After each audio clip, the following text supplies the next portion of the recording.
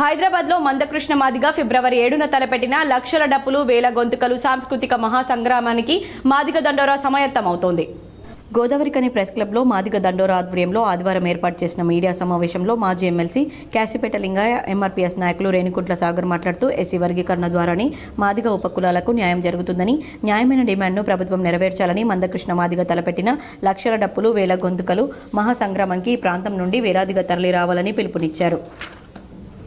SC వర్గీకరణకు రాష్ట్రాలు చేసుకోవాలని కోర్టు తీర్పును ఇవ్వగా ముఖ్యమంత్రి రేవంత్ రెడ్డి అన్ని రాష్ట్రాల కంటే తామే ముందుగా వర్గీకరణ చేస్తామని తెలిపి కొంతమంది స్వార్థ రాజకీయ నాయకుల ఒత్తిడి కారణంగా వెనక్కి తగ్గారని ఆరోపించారు. ప్రభుత్వం 7వ తేదీలోగా ఎస్సీ వర్గీకరణ ప్రకటన చేస్తే తమ సాంస్కృతిక సభ విజయోత్సవ సభ అవుతుందని, లేదంటే కాంగ్రెస్ పార్టీ చావుడప్పు అవుతుందని హెచ్చరించారు. అలాగే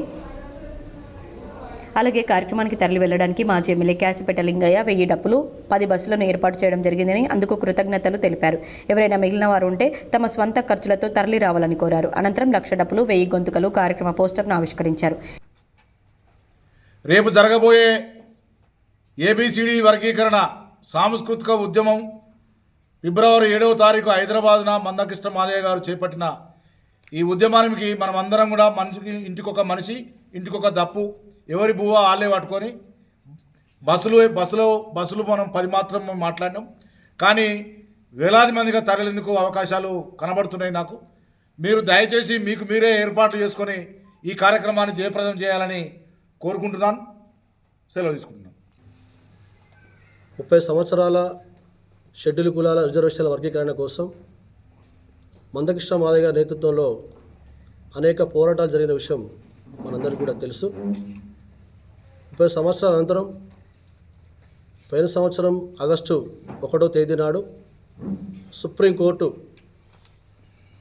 ఎస్సీలో ఉండబడే 59 కులాలకు ఉమ్మడి రిజర్వేషన్ విధానం వల్ల సామాజికంగా, ఆర్థికంగా, రాజకీయంగా అన్యాయం జరుగుతుంది కాబట్టి ఎస్సీలను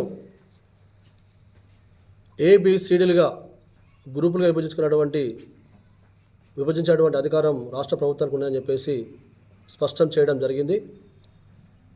ఆగస్టు 1వ తేదీ నాడు సుప్రీంకోర్టు అత్యున్నత న్యాయస్థానం ఇచ్చిన తీర్పునకు అనుగుణంగా ఈ రాష్ట్ర ముఖ్యమంత్రి రేవంత్ రెడ్డి గారు అసెంబ్లీ సాక్షిగా ఎస్సీలకు అనుకూలంగా ఇచ్చిన సుప్రీంకోర్టు తీర్పును మేము ఆహ్వానిస్తూ ఉన్నాం. ఈ దేశంలోనే మొట్టమొదటిగా షెడ్యూల్ కులాల రిజర్వేషన్ల వర్గీకరణను ప్రవేశపెట్టే విధంగా మా ప్రభుత్వం కట్టుబడి ఉందని చెప్పేసి మాట ఇవ్వడం జరిగింది. మరి మాట ఇచ్చి దాదాపు 6 నెలల కాలంలో ఇచ్చిన మాటను నిలబెట్టుకోకుండా కాంగ్రెస్ పార్టీలో ఉన్నటువంటి కొంతమంది మాల స్వార్థపూరిత నాయకుల ఒత్తిడి వల్ల వర్గీకరణ జాప్యం చేయడం జరుగుతూ ఉన్నది. కాబట్టి ఎంఆర్పిఎస్ పక్షాన్ని మేము డిమాండ్ చేస్తూ ఉన్నాం, అప్పీల్ చేస్తూ ఉన్నాం.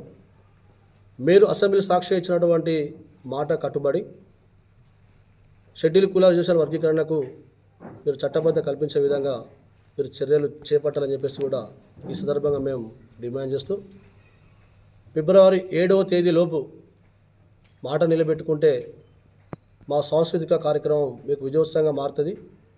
మాట తప్పితే మాత్రం మా కార్యక్రమం చావుదప్పు, కాంగ్రెస్ పార్టీకి చావుదప్పుగా మారుతుందని చెప్పేసి కూడా ఈ సందర్భంగా మేము గుర్తు చేస్తూ ఉన్నాం.